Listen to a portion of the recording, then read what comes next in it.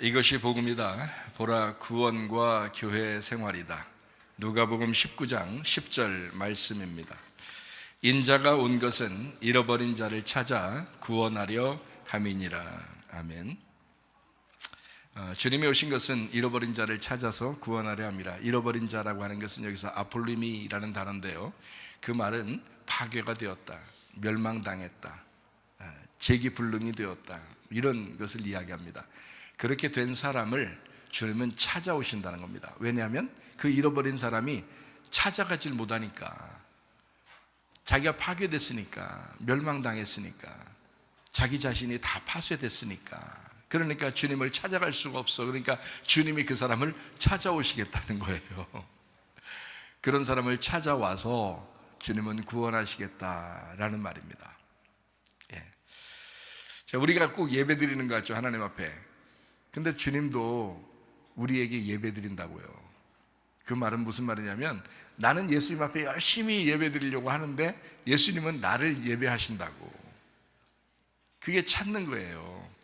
그게 서로 찾는 거예요. 나는 주님을 찾는 거고 주님은 나를 찾는 거고, 그렇게 하는 거죠.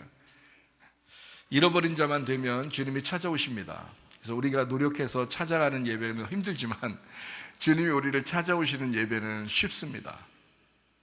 그러니까 주님이 찾아오시려면 영과 진리의 예배를 드리면 돼요. 영과 진리라고 하는 것은, 영과 진리 예배 드리면 하나님이 찾아오신다 그랬거든요. 그러니까 영과 진리는 뭐냐면, 영이라는 말씀이신 하나님을 우리가 진리로 깨달으면 된다는 거죠. 알레테이아, 깨닫는다, 진리라는 거거든요. 알레테이아라는 단어가 란다노라는 단어예요. 그러니까 란다노는 감춰졌단 말이고, 이게 감춰진 게 아니다라는 단어예요. 그러니까 란다노, 알레테이아, 이게 진리라는 단어입니다. 그러니까 진리라는 말은 뭔가 파헤쳐진 걸 얘기하는 거죠. 예수 그리스도가 나의 왕이 되셨다, 드디어 나의 주인이 되셨다, 예수 그리스도가 나의 모든 것 되셨다, 이거를 진리라고 하는 것입니다. 그러니까 진리라고 하는 건 쉽게 얘기해서 죽는 걸 의미해요. 예수가 나를 위해서 죽으셨기 때문에 나의 전부가 되셨죠.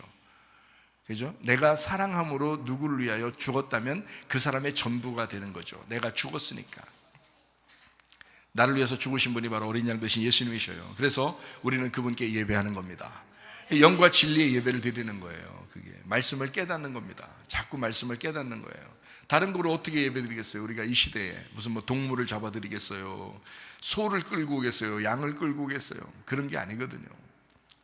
영과 진리의 예배를 드리면 하나님이 찾아오신다라고 했습니다. 그래서 저는 여러분에게 부지런히 말씀을 가르치는 거고, 여러분은 말씀을 부지런히 듣는 것입니다. 이것이 예배니까, 영과 진리의 예배니까. 지금의 유일한 예배는 영과 진리의 예배니까, 여러분의 삶의 예배, 예배의 삶, 우리의 생활 가운데 그 예배가, 하나님 말씀이 깨달아지는 그 삶을 사는 것이 우리에게 축복이다. 그게 진정한 예배다라는 것입니다. 구약의 복음입니다. 이사야 53장 5절 말씀이죠. 주님이 찔리신 것은 우리 허물 때문이요, 주님이 상하신 것은 우리 죄악 때문이라. 주님이 징계를 받음으로 우리가 평화를 누리게 되었고, 주님이 채찍에 맞음으로 우리가 나음을 얻게 되었습니다. 고린도서 6장 2절 말씀입니다. 보라, 지금이라. 은혜 받는 것도 구원 받는 것도 지금입니다. 과거나 미래가 아니라 지금입니다. 지금 우리는 예배하고 있는가? 지금 우리는 영과 진리 안에서 주님과 만나고 있는가? 라고 하는 것이 중요합니다. 주님은요, 음부의 권세가 이기지 못하는 교회를 세우셨습니다. 그게 여러분과 제가 속해 있는 이 교회도 마찬가지예요.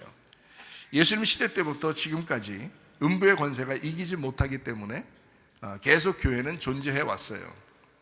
예수님이 재림하실 때까지 이게 없어지겠습니까? 음부의 권세가 이기지 못하는 교회는 어딘가에는 있다는 거죠. 그게 여러분과 제가 속해 있는 이 교회가 되시기를 바랍니다. 음부의 권세가 이기지 못하는 교회.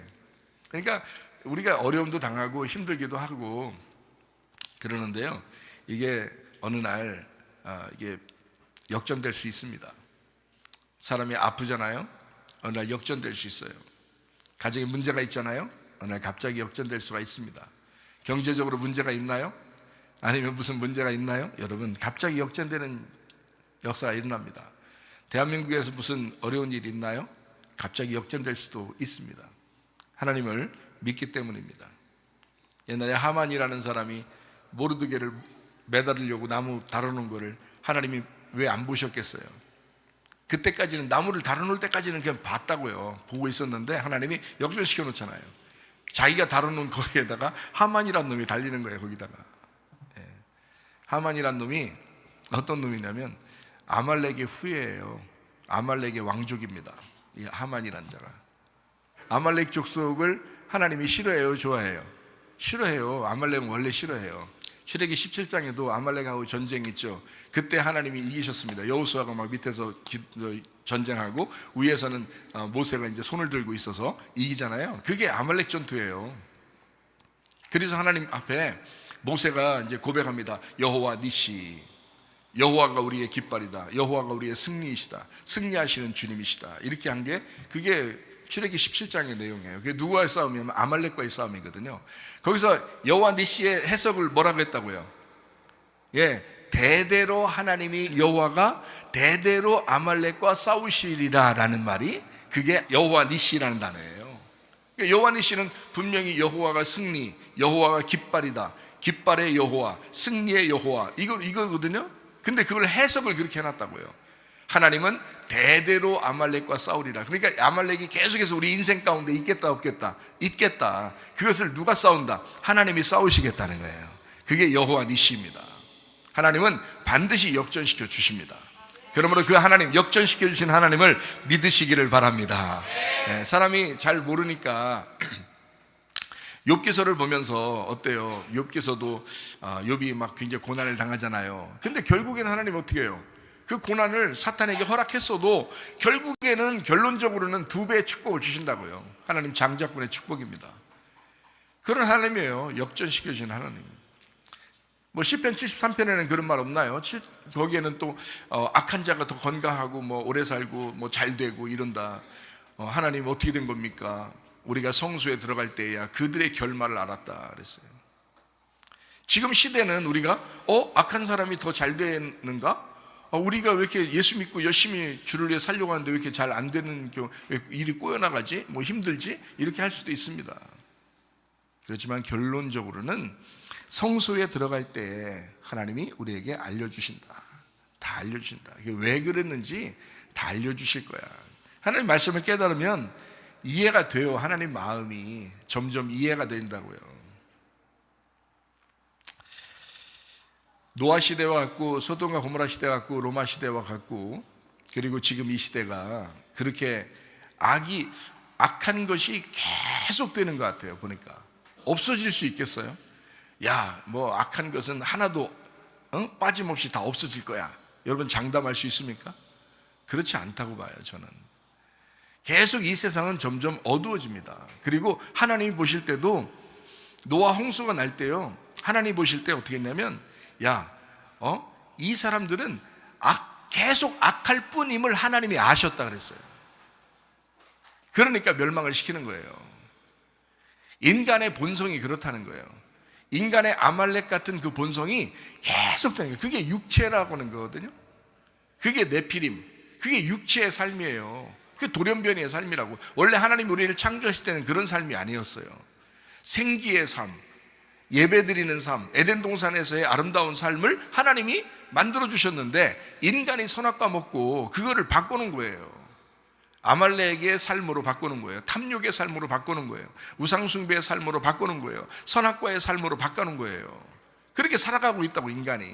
그래서 우리가 전쟁하는 것은 사실 사람들, 다른 사람하고 전쟁하는 게 아니라 자기 자신과 전쟁하는 겁니다. 자기 자신의 육체와 전쟁하는 것을 아말렉 전투라고 그러는 거예요. 그때 하나님이 대대로 싸워주시니까 우리가 누굴 의지해야 되겠어요? 하나님을 의지하면 이깁니다. 하나님 의지하면. 아말렉 전투 걱정할 거 없어요. 여호와 니시예요. 하나님이 대대로 싸우실 것이다. 여러분이 싸우라는 거 아닙니다. 하나님이 싸우셔서 이기실 것이다 라는 겁니다. 시편의 121편 보니까 이스라엘을 지키시는 하나님은 주무시지도 않으시고 졸지도 않으신다 이렇게 되어 있거든요. 이스라엘 뿐만이겠어요? 대한민국을 사랑하시는 우리 하나님께서는 졸지도 않으시고 주무시지도 않으실 것이다. 날마다 우리를 지켜 보호해 주신다라는 그런 말씀입니다.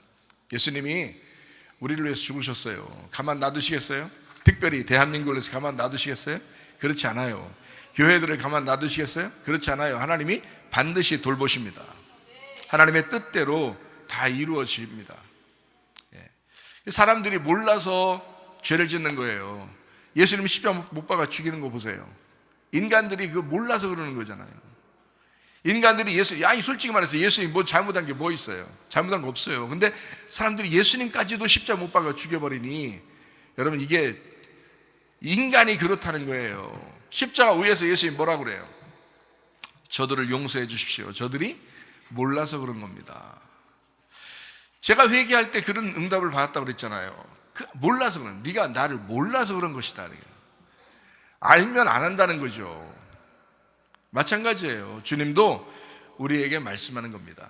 네가 몰랐으니까 죄를 짓지. 이제는 하나님 말씀을 깨달아라. 말씀을 알면 알수록 너 죄에서 벗어날 수 있다. 죄를 벗어버리려고 노력하는 게 아니라 하나님 말씀을 알려고 노력해라는 거예요. 너 구하라, 찾으라, 두드려라. 이게 뭐예요? 구하라, 찾으라, 두드려라. 뭐 구하고, 뭐 찾고, 뭐 두드리라는 거예요? 뭐 주신다는 거예요? 성령 주시겠다 그러잖아요. 아버지도 좋은 걸 주실 줄 알거든. 하물며 하나님이 성령을 주시지 않겠느냐 그랬거든요. 그러면 뭘 구하라는 거예요? 성령을 구하라, 성령을 찾으라, 성령을 두드려라. 그러는 거 생각해 보세요. 자, 죄를 없애주세요라고 구하라, 죄를 없애주세요 하고 찾으라, 죄를 없애주세요 하고서 두드려라는 말이에요? 아니잖아요. 성령을 구하고 성령을 찾고 성령을 두드리라는 얘기잖아요. 이해가 되시겠어요? 주의 말씀을 구하는 겁니다. 주님의 말씀을 깨닫는 걸 구하는 것입니다. 다른 거 아니에요. 그거 구하면 죄는 사라진다 이 말이에요. 너가 몰라서 죄를 지었었으니까 너 그거 죄 없애달라고 자꾸 없애려고 노력하는 게 아니라 주님을 찾으라 이거야. 성령님을 찾으라 이거야.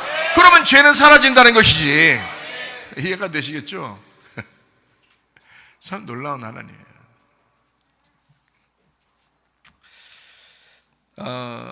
이 세상은 하나님의 뜻대로 이루어집니다.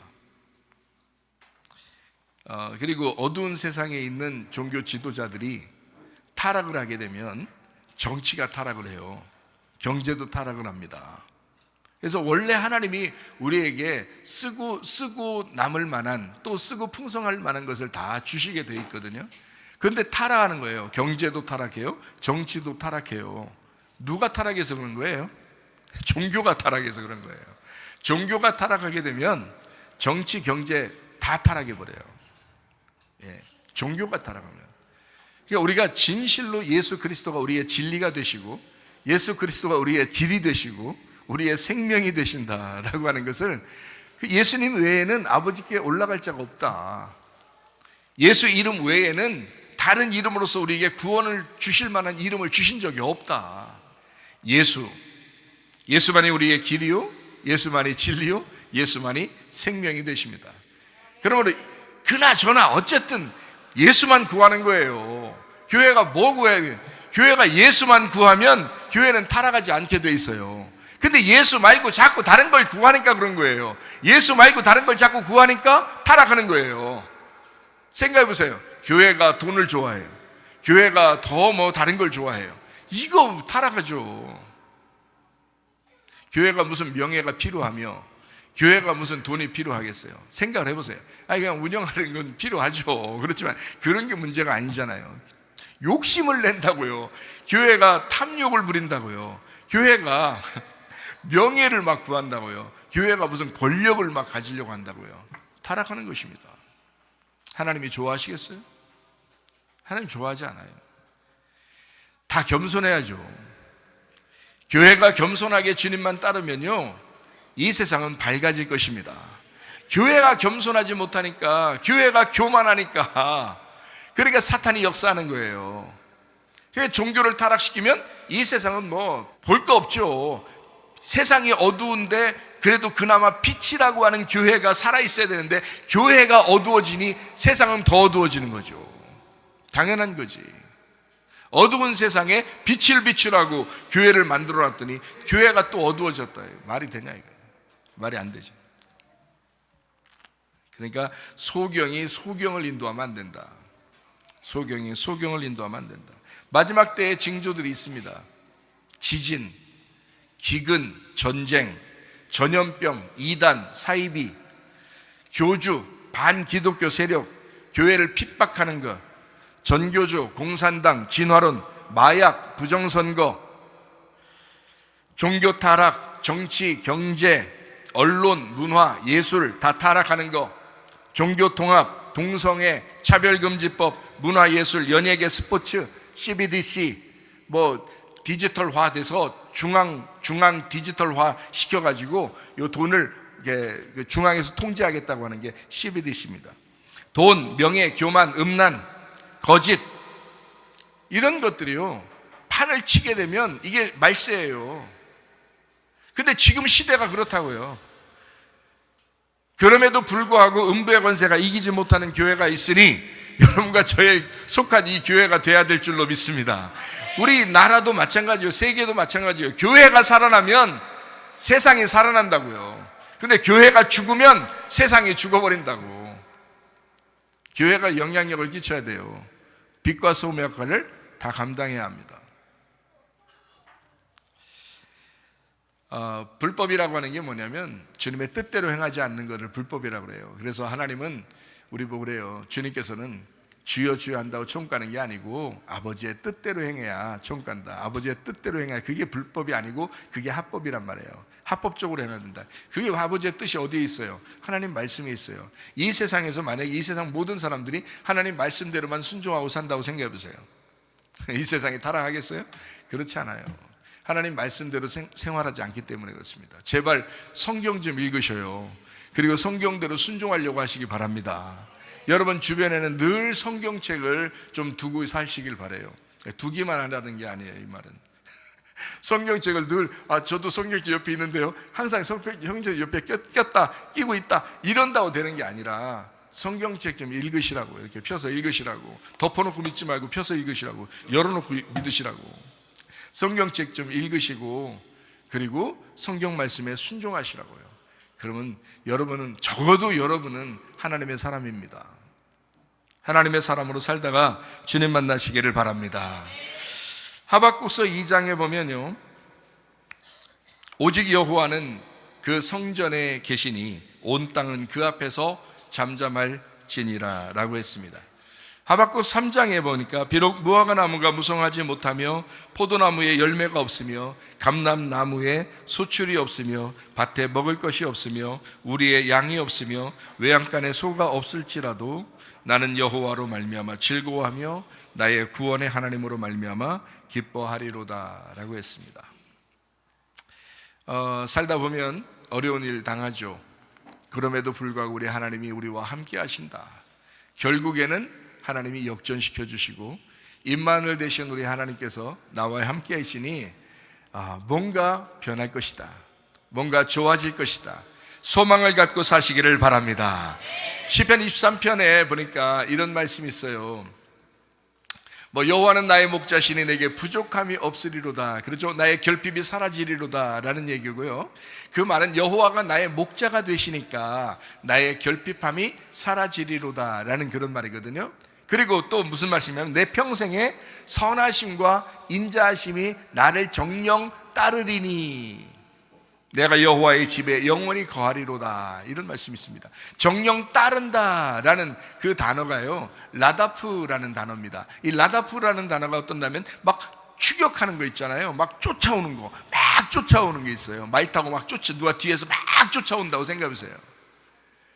그럼 우리가 아무리 도망가도요 뒤에서 쫓아오는 사람이 덮치게 돼 있는 거거든요.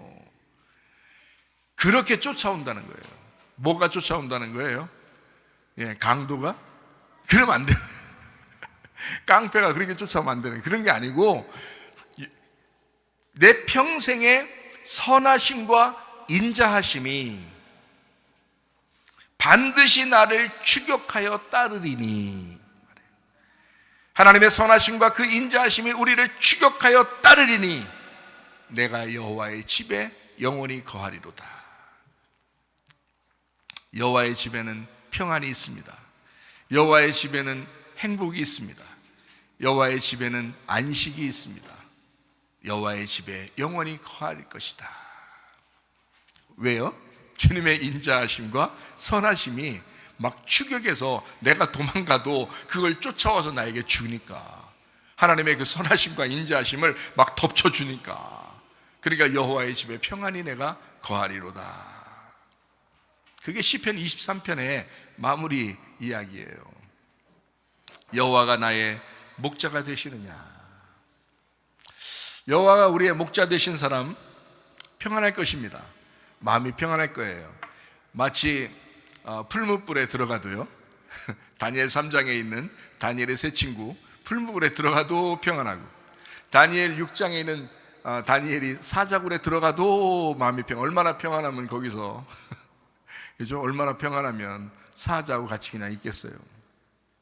또 사자도 그냥 이 사람이 하도 평안하니까 자기도 마음도 평안해지는 거예요.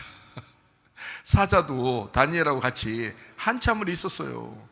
그 새벽이 돼서 야, 다니엘이 죽었나 안 죽었나 확인 좀 하라, 확인하러 왕이 갔잖아요. 다니엘아 다니엘아, 너의 하나님이 너를 살려주셨느냐, 너와 함께 하셨느냐. 왕이시여, 내가 우리 하나님께서 나와 함께 하셨습니다. 하나님이 나를 살려주셨습니다. 왕이 야, 빨리 사자굴에서 다니엘을 끌어올려라. 그래서 사자굴에 넣으려고 했던 그 신하들 있잖아요, 나쁜 신하들, 그거 갖다 집어넣어버려라. 그리고 집어넣으니까 사자가, 원래 그들이 두렵고 조급하고 막 화내고 이런 사람들이거든요. 그러니까 사자도 같이 화내는 거예요. 같이 사자도 조급한 거예요. 사자도 같이 막 무섭게 하는 거예요. 그래서 다 죽어버린 거예요. 다니엘은요, 마음이 평안해요. 왜요? 하나님 의지했으니까. 여호와가 그의 목자가 되셨으니까 평안한 거예요. 그러니까 사자도 평안하는 거예요. 여러분, 마음이 편안한 사람하고 옆에 같이 있으면 어때요? 마음이 같이 평안해지죠. 평안이 뭐예요? 평안이 뭐예요? 평안이 에이레네, 평안, 연결했다, 서로 하나가 되었다, 이 말이에요. 자, 구약에서는 평안, 이게 뭐예요? 샬롬, 샬롬, 완전해졌다, 다 이루어졌다, 하나가 되었다, 평안하다, 행복하다, 이 말이거든요. 자, 생각해보세요. 자, 그러면은 평안하고 완전해졌다, 그게 뭐예요? 천국이지 뭐예요 그게. 여러분, 기도할 때 어떻게 뭐 기도해요? 여러분, 하나님 이거 주세요, 저거 주세요, 그렇게 기도해요? 하나님 평안을 주세요 기도해요? 하나님 평강하게 해주세요. 그러면요, 다른 걸 채워주신다고. 우리가 구하는 걸 구해야지. 여러분, 구하라, 찾으라, 두드리라. 뭘 구하라, 뭘 찾으라, 뭘 두드리라고? 성령님을 주시지 않겠느냐 그러잖아요. 성령이 오시면 뭐가 있어야 돼? 우리 마음속에 평안이 오는 거죠. 예수님이 십자가 못 박아 돌아가시고 부활한 다음에 첫 번째 제자들에게 한 말씀이 뭐예요? 너희에게 평강이 있을지어다. 왜 평강이 있을지어다? 그게 천국이니까. 예수님 부활하고 난 다음에 너희에게 천국을 주고 싶어, 이 말이에요. 너 행복하게 하고 싶어. 그러려면 평안이 있어야 돼. 평안. 여러분, 마음이 평안하십니까? 예배 드리면서 여러분 마음이 평강하시기를 바랍니다. 하나님의 성령 여러분에게 평강 주시기를 바랍니다. 평강이 있으면 천국이란 말이에요. 평안이 있으면 천국이라 해요. 근데 뭐가 지옥이냐면요, 불안해요. 무섭고 두렵고 슬프고 막 조급해지고요, 화나고 막 이런 거 있잖아요. 그 지옥의 그게. 천국이 뭐냐면 평안이에요. 빛이 있단 말이에요. 화나는 게 아니에요. 화나다. 빛이 있다 이 말이에요. 행복하다 이 말이에요. 평안하다.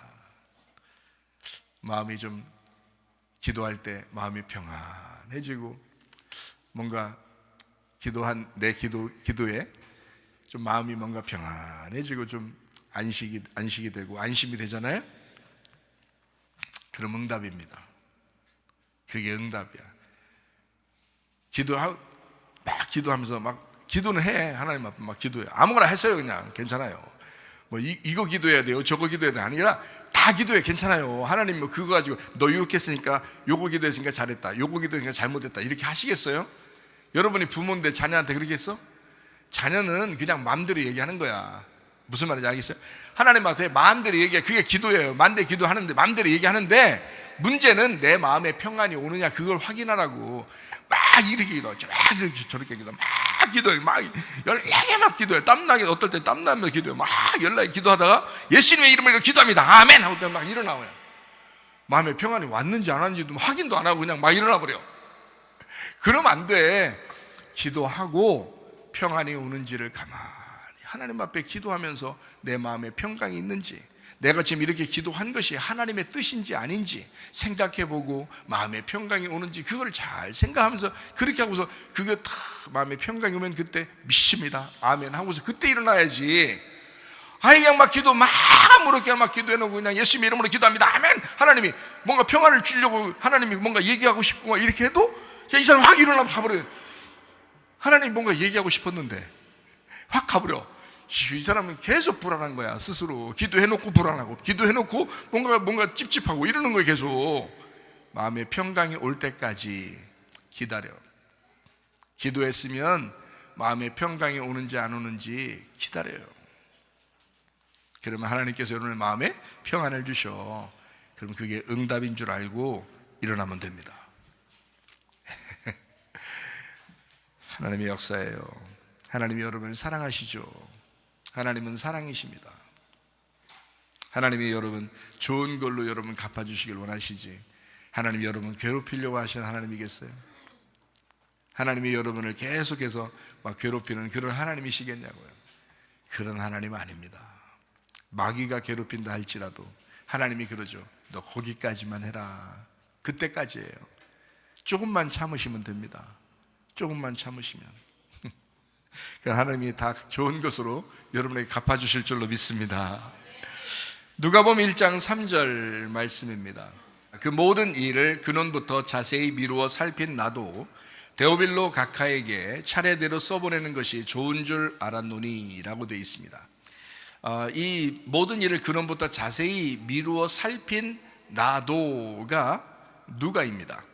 누가복음을 누가 썼다고요? 누가가. 데오빌로 각하에게. 누구에게 썼다고요? 데오빌로 각하에게. 데오빌로라는 이름이 어떤 이름이라고요? 하나님의 친구라는 이름이라고요. 하나님의 사랑이라는 이름이라고요. 그러니까 데오빌로 각하라는 어떤 한 사람을 지칭하는 게 아니라 이방인들, 하나님이 사랑하는 이방인들, 하나님이 사랑하는 모든 인류를 상대로 해서 예수님에 대해서 소개하는 책이 바로 누가복음입니다. 이 데오빌로라고 하는 것은 데오스 필로스라고 하는 것의 합성어입니다. 데오스라는 건 하나님이고 필로스라는 것은 친구라는 단어입니다. 친구, 사랑. 필레오 사랑 알죠 여러분? 그게 다 필로스, 이게 필레오, 친구, 사랑이라는 단어입니다. 그러니까 하나님은 데오빌로에게 편지를 쓰도록 누가를 일으키셨습니다. 하나님이 누가를 사용하셔서 데오빌로에게 편지를 쓰라겠다. 이 데오빌로는 한 사람이지만 결국 인류 모두 하나님이 사랑하는 사람들이었다. 바로 여러분과 제가 속해 있는 우리 교회, 그리고 여러분 나 자신에게 하나님은 이 편지를 쓰는 것이다. 그러니까 이 내용, 누가복음이라는 내용은 바로 나에게 말씀하시는 하나님이다 라는 거죠. 마태복음은 왜 썼느냐? 유대인의 왕으로 오신 예수님을 소개하려고 쓴 책입니다. 마가복음은 왜 썼느냐?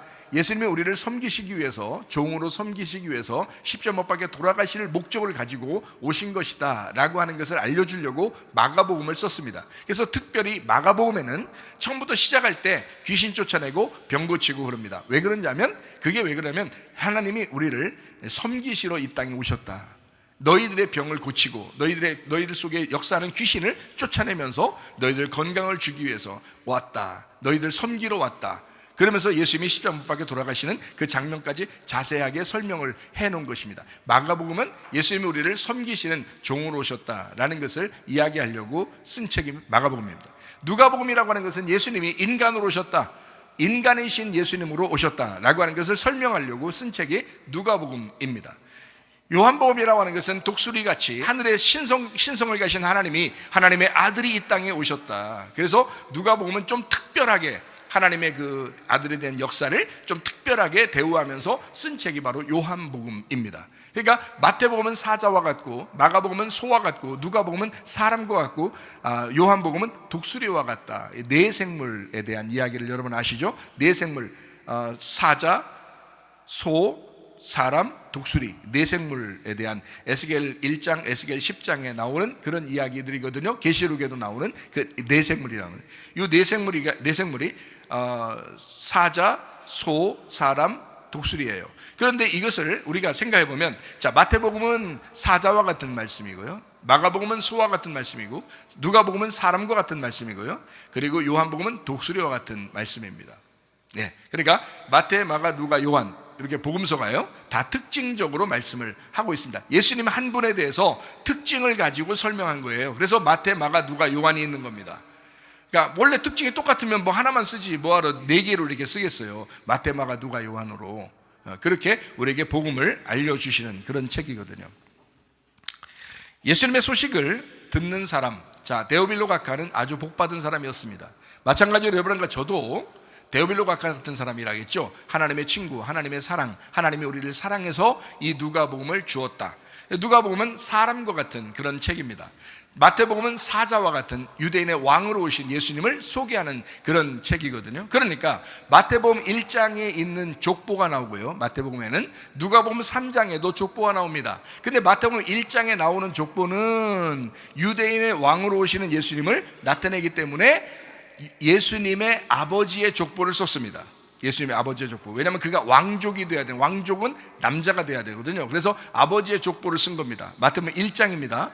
누가복음 3장은 사람으로 이 땅에 내려오셨는데 사람 누구의 뱃속에서 태어났느냐라는 것을 설명하려고 족보를 쓴 거예요. 누가복음 3장에. 그래서 마리아의 족보를 쓴 것입니다. 마리아의 족보. 그래서 처음 이제 하나님이 아담을 창조하시고 이거 해서 아브라함까지 그까지는 똑같아요. 예, 다윗까지도 똑같아요. 족보와요. 그 밑에부터 달라집니다. 마태복음 1장에는 아버지 요셉의 족보, 누가복음 3장에는 어머니 마리아의 족보입니다. 그렇게 성경은 이렇게 나누어서 성경을 쓴 거예요. 아주 자세하게 예수님을 우리에게 소개한 거죠. 자, 누가복음은 우리 인간에게 오신, 직접적으로 인간 누구에게 태어나서 인간으로서 이게 나타나서 인간의 삶을 어떻게 사셨느냐라는 것을 자세히 설명하는 내용이 누가복음입니다. 그러니까 누가복음을 여러분과 제가 이방인인 우리들에게 쓴 거니까 이것을 자세히 읽어보면 누가복음은 오히려 우리의 마음에 더 와닿는 거죠. 이방인들을 위해서 쓴 거니까. 누가복음은 이방인 죄인들을 위해서 써서 이방인들이 구원받는 모습들을 설명해, 이게 받아들이려고 하는 게 누가복음이거든요. 그러니까 우리에게 더 확실히 가까이 있는 책이 누가복음입니다. 누가복음을 여러분에게 자세히 하나씩 하나씩 설명하려고 생각을 하고 있습니다. 자, 여기 누가복음 1장에 보면 침례 요한이 먼저 태어납니다. 아버지가 누구냐면 사가랴예요. 그리고 어머니가 엘리사벳입니다. 근데 아기를 도저히 낳을 수 없던 사가랴와 엘리사벳이 아기를 낳게 됩니다. 나이가 먹었는데, 여기도 한번 도전? 너무 실망하지 마세요. 아직 기회가 있습니다. 부부가 있으신 분들은 기회가 아직 있어요. 사가랴와 엘리사벳을 보세요. 엄청납니다. 나이가 많이 먹었는데 이 세상에 아기를 임신하게 된 거예요. 그러니까 아브라함하고 사라 있잖아요. 아브라함하고 사라도 어때요? 경수가 그러니까 경수가 끊어졌는데도 아기를 낳았어요. 그러니까 완전히 죽은 몸에서 기적이 일어난 거죠. 그죠? 그래야 또 하나님 살아계신 거지. 그죠? 원래 낳을 수 있었던 젊은 사람이 나봐요. 그게 무슨 기적입니까? 원래 낳을 수 있었으니까 낳았다 그러지. 근데 아브라함과 사라, 사가랴와 엘리사벳, 이거는 하나님이 기적을 베풀어 주셔야 이게 생명이 잉태가 되는 거예요. 그러니까 없는 것에서 있는 것으로 창조해내는 거죠. 죽은 것에서 살려내는 겁니다. 이것이 하나님의 역사예요. 도저히 앞뒤 꽉 막혀 있는 홍해바다 앞에 있고요, 뒤에는 애국 군대가 막 쫓아오고, 이거 도저히 앞뒤 이거 이리 갈 수도 없고 저 뒤로 갈 수도 없고 이거 할 수 없는 그 진퇴양난, 딱 진퇴양난 있는 이 사람들을 하나님이 기적을 베풀어서요, 뒤에는 불기둥이 확 돌게 해서 뒤에서 못 쫓아오게 하는, 앞에 바다를 열어가지고 그걸 걸어서 가도록 만드는 하나님의 놀라운 역사. 진퇴양난일 때 하나님의 역사 일어나요. 사가랴와 엘리사벳 진퇴양난이죠. 애기 못 낳는 사람입니다. 아브라함과 사라 애기 못 낳는 사람이에요. 진퇴양난이에요. 그건 도저히 불가능한, 여러분에게도 마찬가지예요. 하나님이 여러분 보실 때, 야, 너 진퇴양난이냐? 요거 물어보신다고요. 하나님, 저 진퇴양난입니다. 내가 도저히 할 수 없습니다. 내 힘으로 도저히 할 수 없는, 내 힘으로 할 수 있는 건 하겠죠. 열심히 노력하겠죠. 근데 내 힘으로 안 되는 게 있단 말이에요.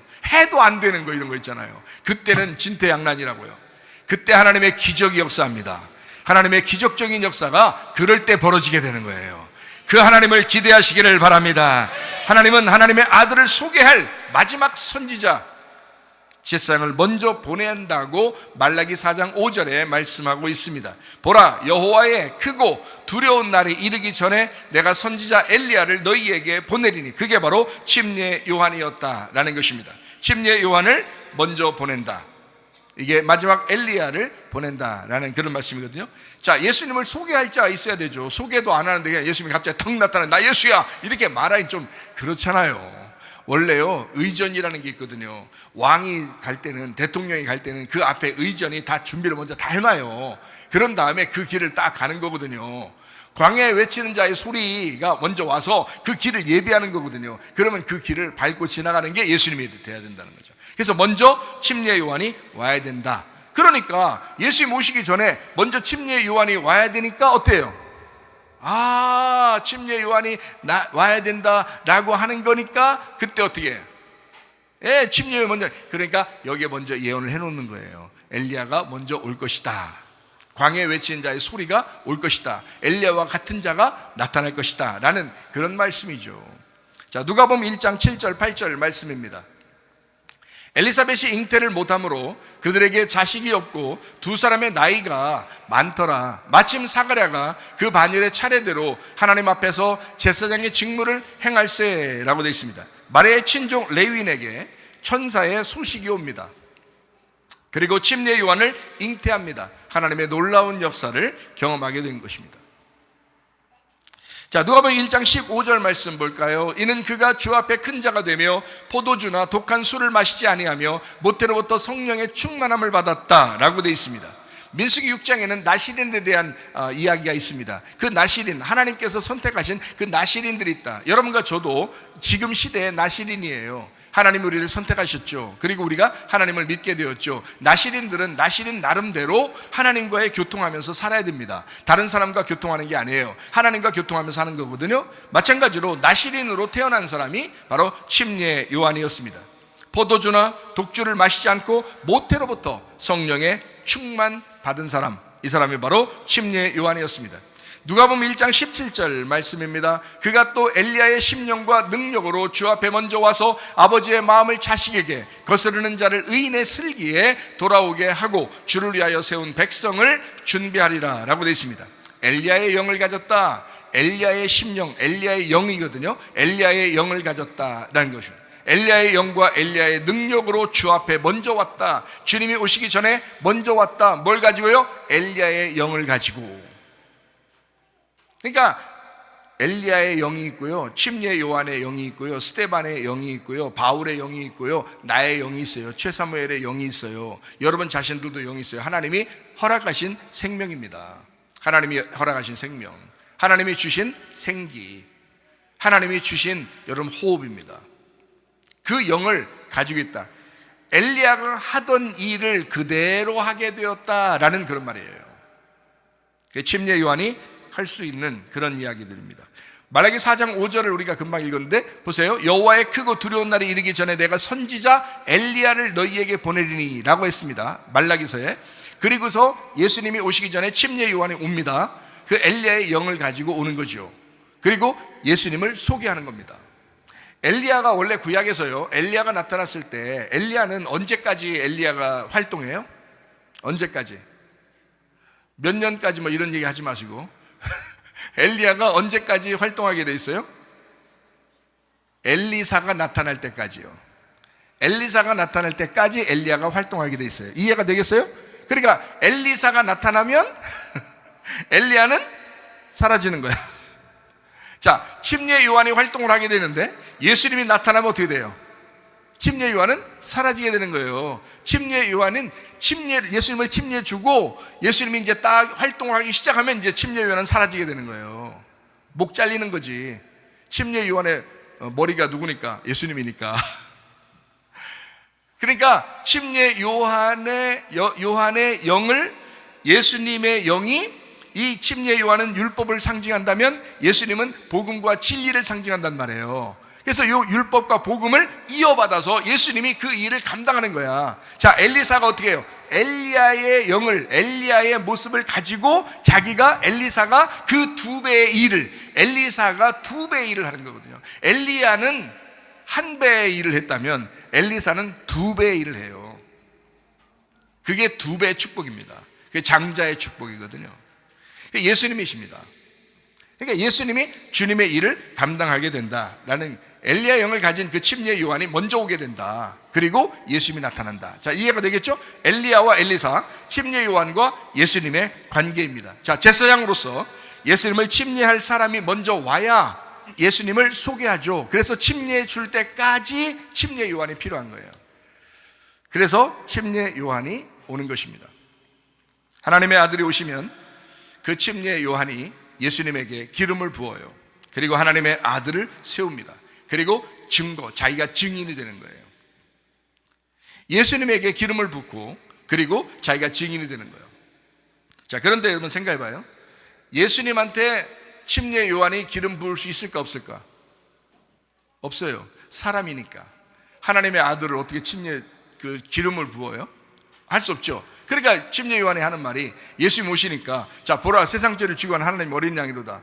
그러니까 예수님이 뭐라 그래요? 야, 너 나 침례 줘야 돼. 그러니까 침례, 아이고, 나는 당신의 신을 감당할 만한 능력이 안 됩니다. 당신 신을 풀고 맬 수도 없는 사람입니다. 당신이 나에게 침례를 주어야 될 터인데 내가 어떻게 당신에게 침례를 줍니까? 라고 하죠. 예수님이 뭐라 그래요? 아니야, 하나님의 뜻대로 네가 나에게 침례를 줘야 돼 라고 이야기합니다. 그래서 할 수 없이 침례 요한이 침례를 주는 거예요. 자, 어린 양에게, 세상 죄를 지고 하는 하나님의 어린 양에게, 자, 침례 줄 때 어디에다 안수해야 되겠어요? 머리에 안수하고 침례를 주게 돼 있거든요. 모든 양들은 제사 지낼 때 머리에 안수하고 죽이게 돼 있어요.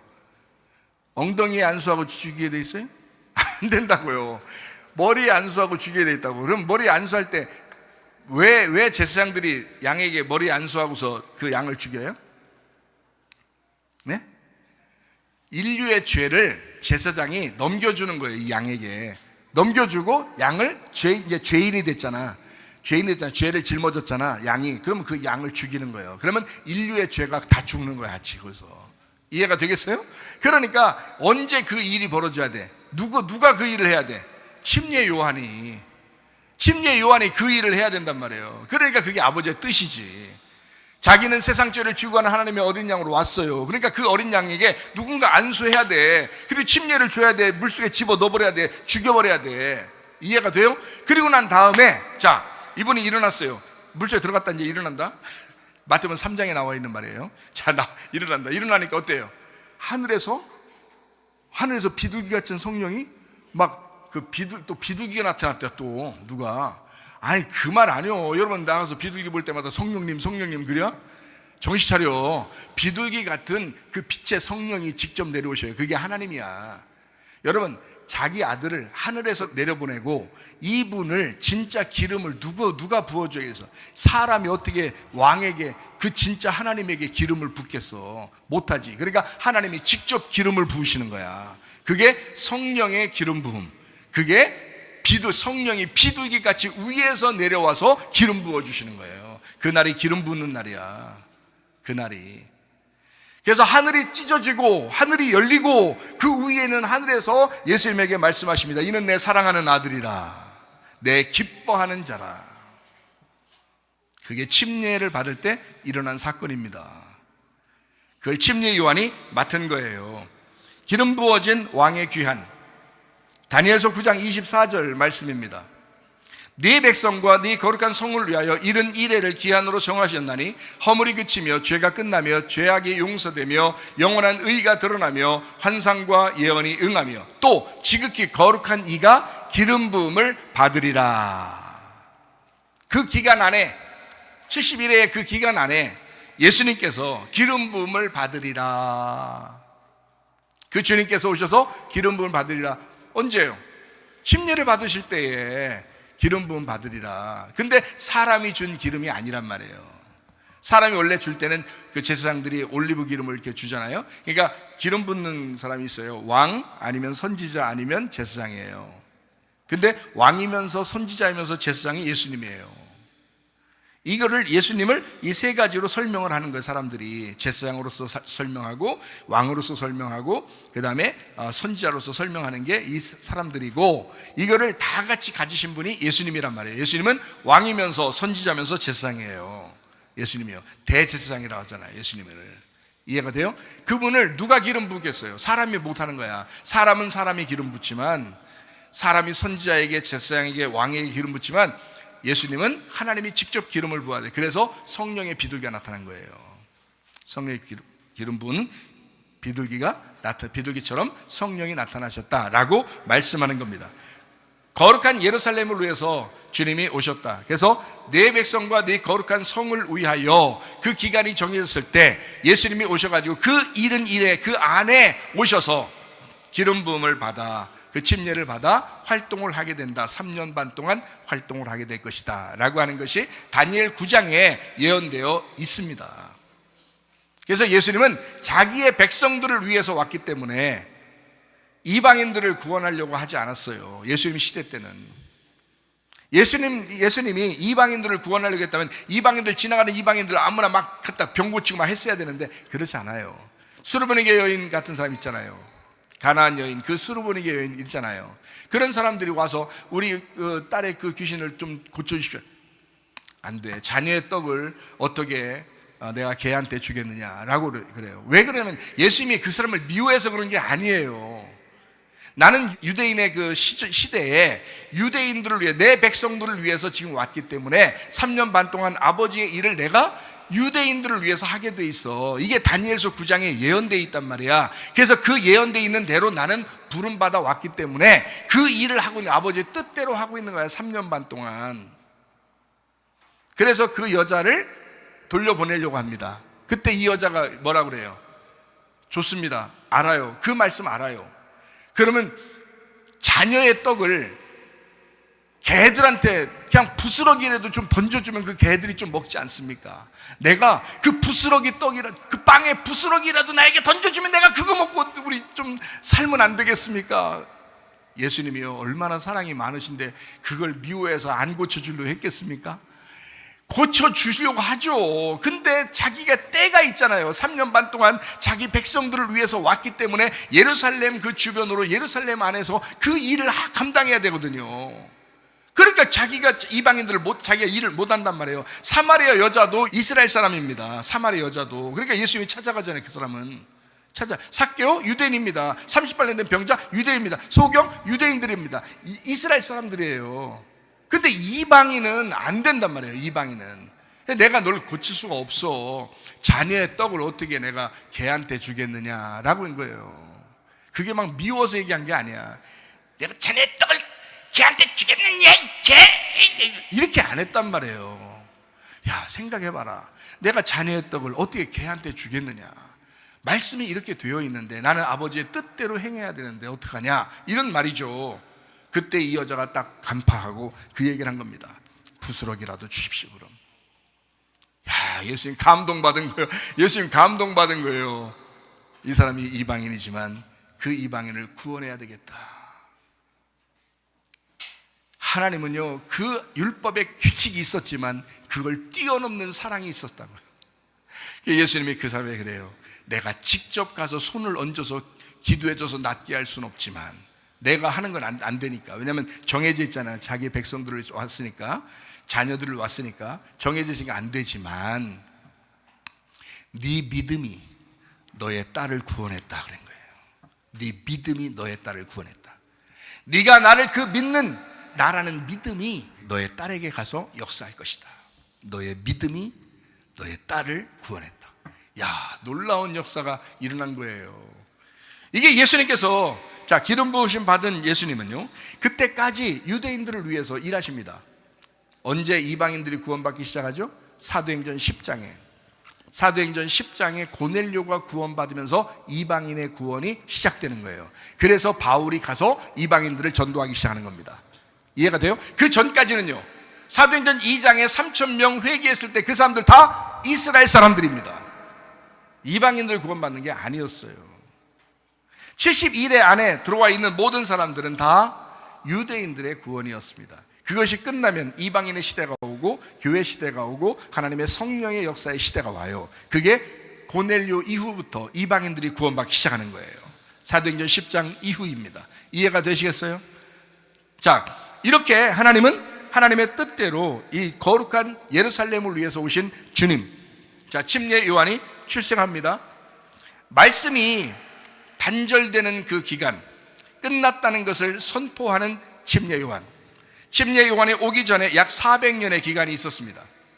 말씀이 단절되어 하나님과 교통이 끊어진 말라기부터 마태복음을 쓰여질 때까지 약 400년의 기간 동안 말씀이 끊어진 상태, 이것을 이제 말씀 끊어진 것을 다시 하나님의 말씀이 연결된다, 예수가 오셔서 그 구약과 신약을 연결시킬 것이다 라고 하는 것을 선포하는 사람이 침례 요한이었습니다. 그것을 선포하는 사람, 하나님이 선택해서 침례 요한을 먼저 태어나게 만든 것입니다. 하나님의 교제가 회복되었다는 것을 의미합니다. 자, 나만을 위해서, 나라는 나만을 위해서 살았던 나의 마음에 주님이 들어오십니다. 주님이 들어오신 것, 철저히 나를 죽이기 위해서, 주님의 말씀으로 살게 하려는 또 의도입니다. 내가 죽어야 주의 말씀으로 살기 때문에 그렇습니다. 그래서 성경의 복음은 십자가와 부활입니다. 내가 죽어야 내 속에서 주님이 사신다, 이것입니다. 그게 복음입니다. 누가복음 1장 18절 말씀입니다. 사가랴가 천사에게 이르되 내가 이것을 어떻게 알리오? 내가 늙고 아내도 나이가 많으니이다. 진퇴 양난입니다. 앞뒤 꽉 막혔습니다. 아무것도 못하는 사람이에요. 우리는 이거 안 될 건데요. 죽은 배와 같았던 그 사가랴 엘리사벳에게 침례 요한이 출생합니다. 하나님의 역사예요. 하나님 살아계신 하나님이십니다. 하나님 어떠한 기적도 일으킬 수 있으신 분이십니다. 대한민국이 어렵습니까? 하나님이 역사하실 것입니다. 여러분의 가정이 어렵습니까? 하나님이 역사하실 것입니다. 우리 교회가 어렵습니까? 교회들이 어렵습니까? 하나님이 역사하실 것입니다. 아브라함과 이삭과 야곱의 하나님, 죽은 하나님이 아니에요. 지금도 살아계신 하나님이시라 이 말이에요. 낮은 자, 작은 자에게 역사하신 하나님, 희망이 전혀 없는 우리에게 말씀으로 주님이 잉태하시고 출생하기를 기대하시는 하나님, 우리 예수 그리스도가 여러분 속에서 출생되어지기를 바랍니다. 가장 어둠의 날에 빛이 와서 반짝이는 거예요. 말씀을 정리합니다. 우리 인생의 슬픔과 고통 속에서 주님 말씀의 빛은 침투해 들어올 것입니다. 우리가 어두울수록, 우리가 힘이 없을수록, 우리가 연약할수록, 우리가 낮아질수록, 우리가 아무것도 할 수 없다고 여겨질수록, 더 어두면 어두울수록 작은 빛이라도 더 빛을 내게 되는 것입니다. 그러므로 하나님의 역사, 작은 하나님의 역사가 여러분 속에서 놀라운 일들을 벌일 수 있도록 우리 자신이 어둠이라는 사실을 인정하시길 바랍니다. 하나님, 나는 어둠입니다. 나는 아무것도 할 수 없습니다. 진퇴양난입니다. 사가랴와 엘리사벳처럼 배가 완전히 죽은 배였습니다. 그러나 하나님의 기적은 그럴 때 역사하는 것입니다. 이 성경책 참 어떤 것은 허무맹랑한 것처럼 여겨질 때가 있죠. 이런 기적들이 진짜 지금도 있을까라고 생각하겠죠. 그러나 하나님은 살아계십니다. 저는 그런 하나님을 경험했습니다. 죽었던 나를 하나님이 살리시고 죽을 수밖에 없는 나를 구원하신 분이 우리 주님이십니다. 하나님이 나 같은 사람을 이렇게 목사 만들어서 이렇게 주의 종으로 사용한다면 하나님은 못하실 것이 없다. 그것을 저는 인정합니다. 하나님은 지금도 살아계십니다. 임마누엘 하십니다. 하나님은 지금도 우리와 함께 하십니다. 주님을 기대하시기를 바랍니다. 주님은 여러분을 위해서 십자가를 지셨습니다. 그러므로 주님을 기대하세요. 주님, 우리의 인생의 슬픔과 고통 속에서 주님의 말씀은 반드시 빛으로 다가오게 될 것입니다. 누가복음 19장 10절 말씀 읽고 마치도록 합니다. 인자가 온 것은 잃어버린 자를 찾아 구원하려 함이니라. 파괴되셨습니까? 멸망당했습니까? 어둠입니까? 신태양난입니까? 절망 가운데 있습니까? 괴롭고 슬픕니까? 어렵습니까? 아무것도 할 수 없다고 여겨집니까? 그때 하나님이 찾아오시는 겁니다. 여러분을 구원하기 위해서, 여러분에게 역사하기 위하여, 여러분 역전시키는 하나님을 기대하시기를 바랍니다. 아멘.